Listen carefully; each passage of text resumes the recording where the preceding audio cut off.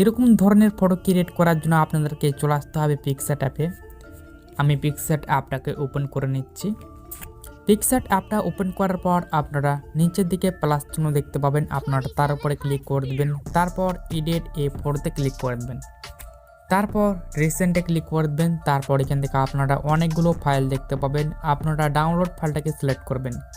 তারপর এখান থেকে আপনাদেরকে একটি ব্যাকগ্রাউন্ড ফটো সিলেক্ট করে নিতে হবে। তো এখান থেকে আমি একটি ব্যাকগ্রাউন্ড 2025 সালের ফটো আমি সিলেক্ট করে নিচ্ছি।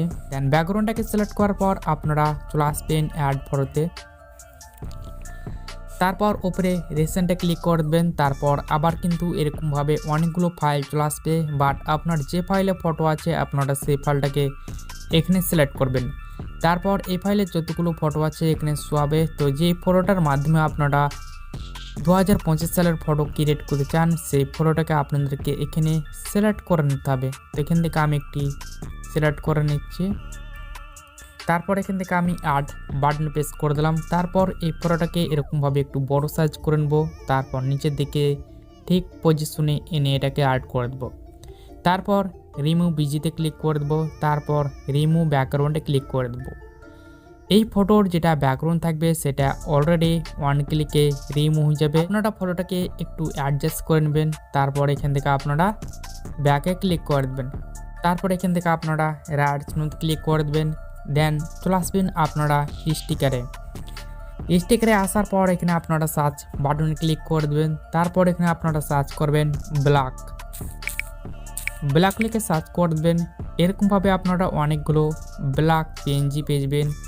তো এই যে পিএনজিটা দেখতে পেয়েছেন ব্ল্যাক পিএনজি, আপনারা শ্যাডোটাকে এখানে অ্যাড করে নেবেন। তারপর এটাকে একদম ফুল করে দেবেন এরকমভাবে। তারপর নিচে দিকে সেটাকে এনে অ্যাড করে দেবেন। তারপর রাইট চিহ্নতে ক্লিক করে দেবেন। রাইট চিহ্নতে ক্লিক করার পর চলে আসবেন আপনারা ইফেক্টে। দেন ইফেক্টে আসার পর এখানে আপনারা অনেকগুলো টুলস দেখতে পাবেন। তো আপনারা কি করবেন, আপনারা সিম্পলি ক্লিক করে দেবেন। তারপর এখান থেকে আপনারা অনেকগুলো ফিল্টার দেখতে পাবেন। আপনার ফটোর সাথে যে ফিল্টারটা ম্যাচ করবে আপনারা সেই ফিল্টারটাকে সিলেক্ট করবেন। তো এখান থেকে আমি একটি ফিল্টার সিলেক্ট করে নিচ্ছি। সিলেক্ট করার পর এখান থেকে আপনারা রাইট চিহ্নতে ক্লিক করে দেবেন। তারপর এই ফটোটাকে অ্যারো অপশনে ক্লিক করবেন। তারপর সেভ এস পিএনজিতে ক্লিক করে দেবেন। তারপর এখান থেকে আপনারা সেভ বাটনে ক্লিক করলেই কিন্তু সেটা সেভ হয়ে যাবে।